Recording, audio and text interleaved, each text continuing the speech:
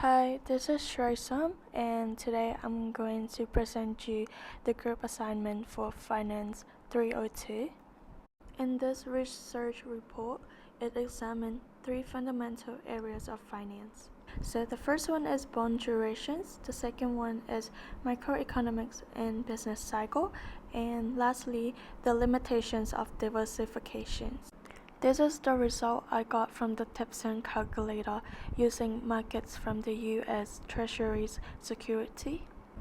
So what happened to durations and modified duration as the coupon rate increases?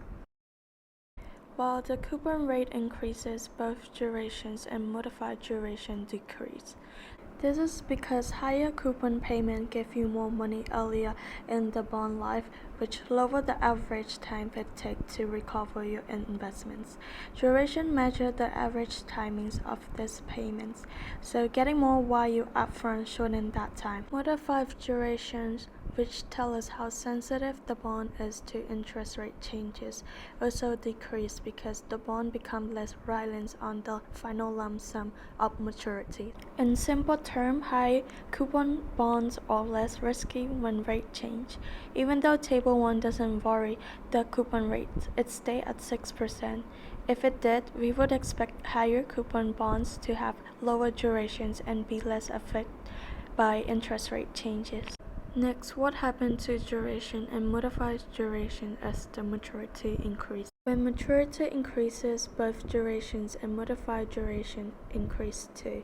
That's because the final payments, which is the principal, is pushed further into the future, stretching out the average time it takes to get your money back.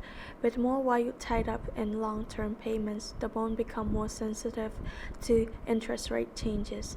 Longer bonds react more to interest rate move, making them riskier in volatile markets. Although Table 1 has a fixed maturities of 10 years, if we had bonds with different maturity sets 5 years, the 10 years bonds would clearly have higher durations and modified durations. This is why investors use tools like duration matching to manage interest rate risk across different investment time horizons. What happened to durations and modified durations as the market-wide interest rate increases? When interest rate increase, bond price falls, and both durations and modified durations decrease. On the flip side, when interest rate falls and bond price increase, durations and modified durations increase. That's because lower interest rate make future payments more vulnerable today, shifting more weight to long-term cash flows and extending the average time to recover your money. Modified durations especially increases because it inversely relates to the bond's yields. So as yields goes down, modified durations goes up. In Table 1, as the bond prices increase from 900s to 1,100s, the yields to maturity drop further into the negative. This tells us durations would be increasing too. Even though it's not shown, it highlights how high bond prices or low yields make bonds more sensitive to future rate changes. What happened to durations and modified durations as the bond price increases? As the bond price increases, durations and modified durations increase too. Higher bond prices usually means lower yields, and that makes the bond long-term payments more important. This shifts the average recovery time further into the future, increasing durations. Modified durations also rises because the bond becomes more sensitive to changes in interest rates. Small rate shift can now cause bigger price changes. In Table 1, we see that bond price goes up from $900 to $1,100 and yield fall from 40% to 43%. Even though we don't see duration list, we can safely say that both durations and modified durations are increasing. This means higher bond prices come with higher risk if interest rates go up again. It's a key reason why long-term, low-yield bonds are more volatile in a changing market. Moving on to the second key topic is the microeconomics and business cycle. How does the NBER select the beginnings or ends of a recession? The NBER defines a recession not just as 2 quarters of negative GDP, but as a broad and significant declines in economic activity that lasts more than a few months. They focus on 3 main factors. The first one is depth. Is how severe the downturn is. The second one is diffusions, how many sectors are affected, and the last one is durations, how long it lasts. Instead of using one single number, they look at a wide range of data like employment, income, industrial productions, and consumer spending. All of this data is monthly, not quarterly, and come from reliable government sources. So the NBER make decisions based on expert judgments, not strict rule. For example, the COVID-19 recessions last just 2 months but were severe, so it was still classified as a recession. The key takeaway for this is the NBER use a flexible, data-driven approach, making sure their decisions reflect the true states of the economy, even if it conflicts or unusual. What period in U.S. economic history was the longest expansions or contractions? So the longest expansion happened between June 2009 and February 2020, a total of 128 months. It follows the global financial crisis and was supported by job growth, strong consumer spending, low interest rates, and central bank stimulus. In contrast, the longest contractions was during the Great Depression from August 1929 to March 1933, lasting 43 months.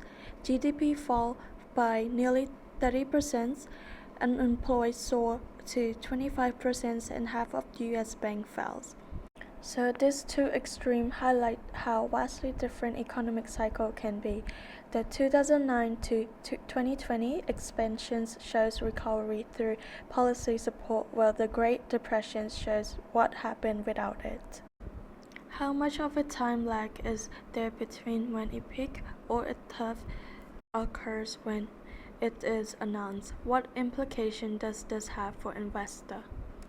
There is usually a delay of several months to over a year between when a recession starts or ends and when the NBER officially announces it. For example, the COVID-19 recession started in February 2020 but was announced in June 2020. The 12th end of recession was April 2020 but announced in July 2021. This delay means that by the time the NBER confirms a recession, market may have already moved. Investors typically rely on leading indicators such as yield curve, purchasing manager index, consumer confidence survey, and stock market trends. So because of this lag, smart investors don't wait for official announcements. They watch the signal and act early. The last key point is the limitations of diversification, which is divided into 2 key parts, which is the investment of diversification, and the second one is the limitations of diversification during the GFD and COVID-19 recessions. Let's start off with investment diversifications. How is portfolio diversification achieved? Portfolio diversification is achieved by spreading investments across different asset types, sections, and geographic regions. The primary goal is to reduce the impacts of any single asset poor performance on the overall portfolios.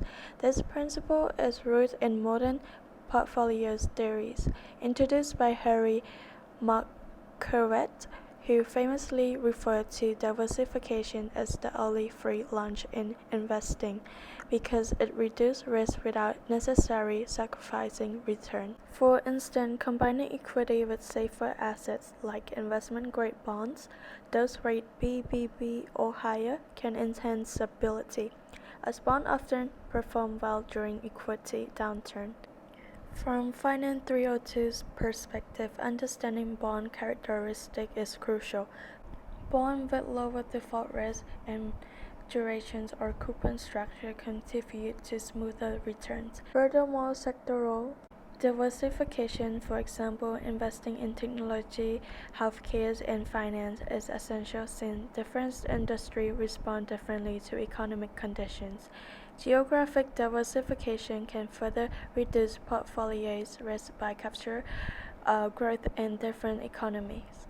However, in introducing complexity such as currency risk and regulatory differences, additionally, incorporating real assets like real estate or commodity can improve diversification because these assets often behave differently from traditional financial instruments, offering additional risk buffering benefits. What are the constraints of international diversifications? The benefit of international investment is that it's easy to access new markets and opportunity. The second one is diversify across economy, and the third one is spread portfolios risk. While the risks or challenges of international investment is the currency risk, so the exchange rate change can reduce returns, and the second challenge is regulatory differences, so the law, accounting, and reporting standard. The additional challenges is the market and policy risk, so it limits access to some countries, also enable government protests or sudden policy changes. Another challenge is the extra cost, so the currency's exchange rate, also cross-border trading expenses and taxes on foreign incomes. What is the limitations of diversification during a market-wide crisis? During systematic financial crisis, the effectiveness of diversification declines dramatically due to rising correlations among asset classes. In normal times, diversification works because different assets respond uniquely to market events. However, during crisis, investor panics and liquidity shock often cause all assets to move in the same directions, typically downwards. The IMF Global Financial Stability Report in 2009 notes that when investor panics, correlations among normally uncorrelated assets can approach 1, rendering diversifications ineffective. This was evident during the global financial crisis of 2008 when U.S. equity, European government bonds, and real estate all declined. Investors scrambled to liquidate assets during market-wide sell-off. Historical crises like the 1997 Asian financial crisis also highlight the problems. Despite regional diversification, investors suffer losses due to economic interconnectedness and financial contagions. Similarly, the dot-com bubble collapse illustrates how concentrations in a single sector, despite being spread across many stocks, can lead to massive losses. Other research from Eltons in 2014 cautions sectoral diversifications can offer a false sense of security if correlation rise sharply during downturns. Ultimately, diversification cannot guarantee protections during systematic shock. Investors must complement it with liquidity management, dynamics, asset allocations, and risk tolerance assessment. For the limitations of diversification during the GFC and COVID-19, the global financial crisis of 2008 present a real-world scenario where traditional financial strategies such as diversifications were put to the test. Diversification is widely considered a cornerstone of risk management. The aim is to reduce portfolios volatilities by spreading investment across uncorrelated assets. However, during periods of extreme market stress like the GFC, the correlation between assets tends to rise significantly, which undermines diversification's effectiveness. Moreover, to examine the limitations of diversifications during the GFC, we used the S&P 500 index and two of its major components, known as the Bank of America and Ford Motor Company. These companies were chosen due to their significant roles in the financial industrial sectors and also their availabilities of data during the crisis periods. To access how diversification behaved during the financial crisis, this study collects historical stocks and index data spanning from January 2006 to December 2010. This 5-year window includes the years before, during, and after the GFC, offering a comprehensive look at how market volatility evolved. These stocks were chosen for their large capitalizations, role in the U.S. economy, and the availabilities of continuous price data during the periods of interest. Daily adjusted closing prices were sourced from Yahoo Finance, a reliable and widely used data provider in both academics and professional finance settings. The adjusted closing price accounts for dividends and stock split had provide a more accurate reflection of the total returns to shareholder. Once it collects the daily return for each securities and the index were calculated using the following formula. This approach is consistent with financial theories and practice, as volatility is a key measure of investment risk.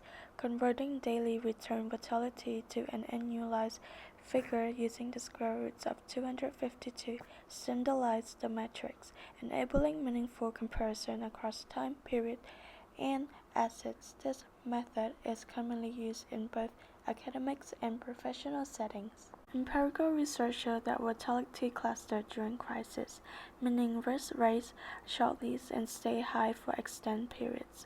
Daily data captures these fluctuations more accurately than less frequent intervals. For example, during the GFC, the S&P 500 annualized volatility jumped from 15% in 2006 to over 50% in 2008, with even higher spike in individual stocks like Bank of America and Ford due to sector-specific shock. This approach supports both financial theories and a notch data-driven understanding of risk. Especially during market stress, it highlights the limitations of diversification during the GFC as increased correlations and volatility reduced the effectiveness of holding multiple assets.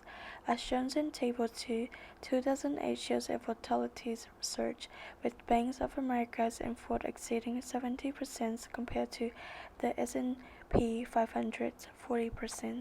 Beyond volatility, asset correlation play a crucial role in understanding the limits of diversification during the global financial crisis. Normally, diversification reduces risk because assets are imperfectly correlated and don't move perfectly together. However, during the systematic crisis like the GFC, correlation tends to rise sharply, diminishing diversification benefits. Research by Logans and Solnick in 2001 shows equity markets correlation increase in crisis, challenging Markowitz portfolios theory. So this highlights that while diversification is effective in stable markets, it's not a guaranteed defense during crisis. Investors and policymakers should consider stronger risk management strategies such as adding non-correlation assets or using dynamic hedging to guide against extreme events. So this is all for this video. Thank you.